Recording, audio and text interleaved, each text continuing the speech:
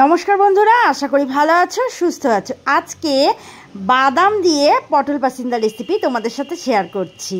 এই রান্নাটার প্রসেস একদমই আলাদা। ভাজা বাদাম আর দুধ দিয়ে এই পটল পাসিন্দা রেসিপি তোমাদের করে দেখাবো।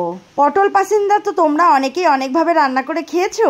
আমার মতো এই পদ্ধতিতে যদি তোমরা রান্না করো তাহলে অনেক বেশি টেস্টি হবে।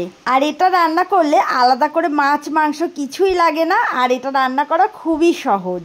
সাদা ভাত ও পোলাওয়ের সাথে এই পটল পাসিন্দা রেসিপিটি খেতে খুবই ভালো লাগে। প্রথমে পটলগুলোকে খুব ভালো করে ধুয়ে এরকম খোসা ছাড়িয়ে নিয়ে, মানে অর্ধেক করে খোসা ছাড়িয়ে নিয়েছি আর অর্ধেক করে খোসা রেখেছি। আর তারপর যে সাইডে খোসা ছাড়িয়েছি সেইখানে একটু ছুরি দিয়ে একটু ভালোভাবে চিড়ে নিলাম, যাতে মশলাগুলো একদম ভেতরে ঢুকে যায়। তারপর এই পটলের মধ্যে নুন আর হলুদ মাখিয়ে রেখেছি। আর তারপর কড়াইতে সর্ষের তেল গরম করে তার মধ্যে 50 গ্রাম মতো কাঁচা বাদাম ভেজে নিচ্ছি। এরকম হালকা লালচে করে ভেজে তুলে নিচ্ছি।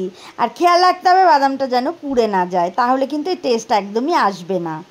এবারে কড়াইতে আর একটু সর্ষের তেল দিয়ে দিলাম, আর তেলটা বেশ গরম হলে তার মধ্যে পটলগুলো ভেজে নেব। আমি হালকা ব্রাউন করে ভেজে নিয়েছি, দেখতেই পাচ্ছ।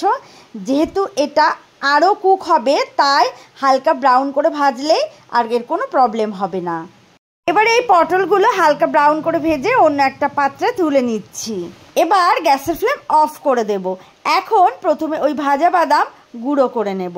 মিক্সিং জারে ভাজা বাদাম এভাবে জল ছাড়া গুঁড়ো করে নিচ্ছি। তারপর 3টে পেঁয়াজ ও 6-7টা রসুন কোয়া আর 4-5টা কাঁচা লঙ্কা আর অল্প একটু আদা নিলাম।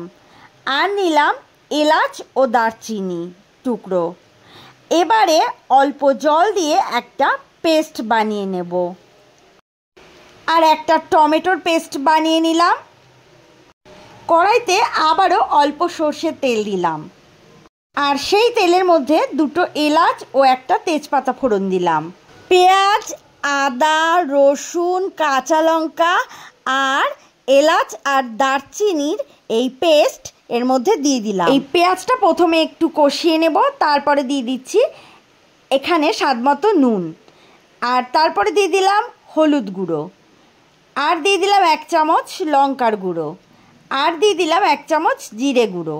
এবার এই মশলাটা খুব ভালো করে কষিয়ে নিচ্ছি, আর 3-4 মিনিট এভাবে মশলাটা খুব ভালো করে কষিয়ে নিচ্ছি। এখানে 3-4 মিনিট কষিয়ে নেওয়ার পর এখানে টমেটো বাটা দিয়ে দিচ্ছি, আর টমেটো বাটাটা দিয়ে ভালো করে কষিয়ে নিতে হবে। আর তারপর এখানে মশলার বাটি ধোয়া অল্প পরিমাণে জল দিয়ে দিলাম। এই টমেটো বাটা দিয়ে 1-2 মিনিট একটু কষিয়ে নিচ্ছি। এখন এখানে দিয়ে দিলাম 1 চামচ পরিমাণ চিনি। এখন এই ভাজা পটল দিয়ে দিলাম, খুব ভালোভাবে নেড়ে নিচ্ছি। এখানে জল দিয়ে দিলাম আর খুব ভালো করে নেড়ে নিচ্ছি। এখন ঢাকা দিয়ে দিলাম। এভাবে 4-5 মিনিট ঢাকা দিয়ে রান্না করে নেব। এখন দিয়ে দিচ্ছি ভাজা বাদামের গুঁড়ো, আর ভাজা বাদামের গুঁড়ো দিয়ে খুব ভালো করে মিশিয়ে নিতে হবে। আর তারপর দিয়ে দিচ্ছি 1 কাপ মতো দুধ। এই দুধটা আমি আগে থেকে জাল করে নিয়েছিলাম। এই ভাজা বাদামের গুঁড়ো আর এই দুধ দিয়ে 3-4 মিনিট রান্না করে নেব। আর সব শেষে একটু কসুরি মেথি এখানে ছড়িয়ে দিলাম ওপরে। আর গ্যাসের ফ্লেম অফ করে ঢাকা দিয়ে 1-2 মিনিট স্ট্যান্ডিং টাইম দিলাম। ব্যাস, তাহলেই তৈরি হয়ে গেল আমাদের পটল পাসিন্দা। যদি রেসিপিটি ভালো লাগে তাহলে লাইক, কমেন্ট, শেয়ার করে দিও।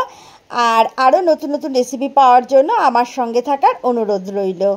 আজ এই পর্যন্তই, আবারও নতুন রেসিপি নিয়ে চলে আসবো। সুস্থ থাকো, ভালো থাকো, আর এতক্ষণ ধরে আমার সাথে থাকার জন্য অনেক অনেক ধন্যবাদ।